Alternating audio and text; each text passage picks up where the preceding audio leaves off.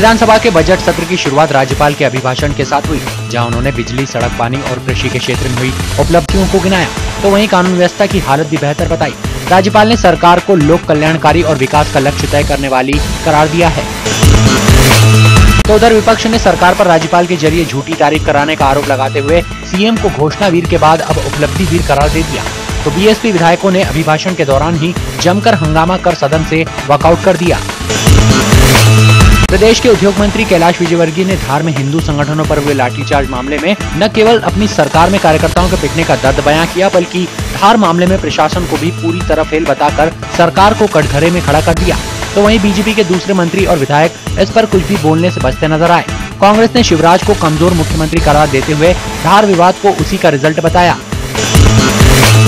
कांग्रेस के प्रदेश अध्यक्ष कांतिलाल भूरिया ने बीएसपी को पैसे कमाने वाली मौका परस्त पार्टी करार देते हुए दलितों को इस पार्टी से सावधान रहने की अपील की है। साथ ही कांग्रेस के अनुसूचित जाति प्रकोष्ठ के नेताओं और कार्यकर्ताओं से दलित वर्ग के बीच अपना जनाधार बढ़ाने और बीएसपी की असलियत उजागर करने की अपील भी की। चुनावी दौर को देखते हुए राजधानी आए लोक जनशक्ति पार्टी के राष्ट्रीय अध्यक्ष रामविलास पासवान ने 21 उम्मीदवारों का ऐलान किया। साथ ही प्रदेश में भूमिहीन दलितों को 2 एकड़ जमीन देने की घोषणा का भी दांव चल दिया और नरेंद्र मोदी को क्रिमिनल और प्रदेश में भ्रष्टाचार चरम पर बताकर बीजेपी को कटघरे में खड़ा करने की भी कोशिश की।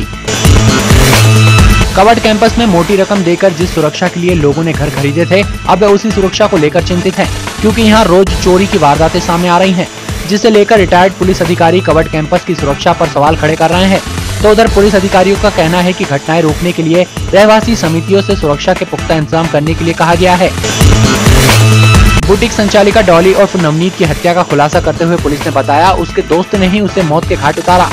पुलिस ने बताया कि अशरफ और डॉली में जिस्मानी संबंध था और डॉली उसे पैसे के लिए धमका रही थी।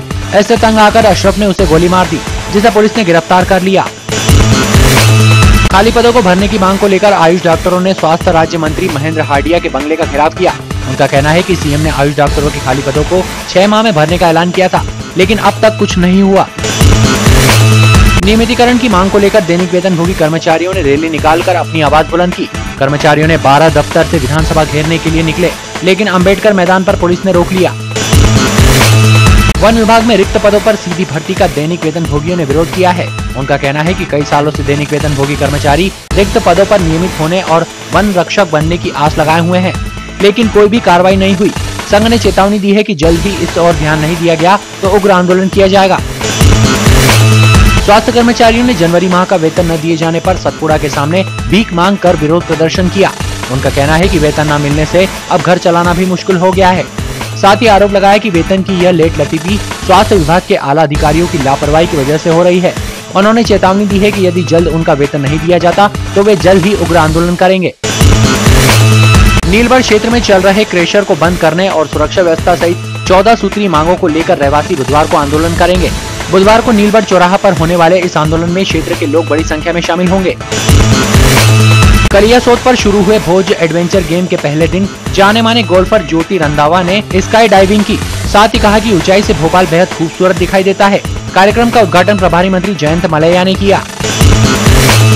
मध्य प्रदेश राज्य पर्यटन विकास निगम की ओर से बसंत पंचमी के अवसर पर 2 दिवसीय महाराजा भोज महोत्सव का आयोजन किया गया, जिसके तहत सोमवार को टीटी नगर दशहरा मैदान में महानाट्य महाराजा भोज का मंचन किया गया।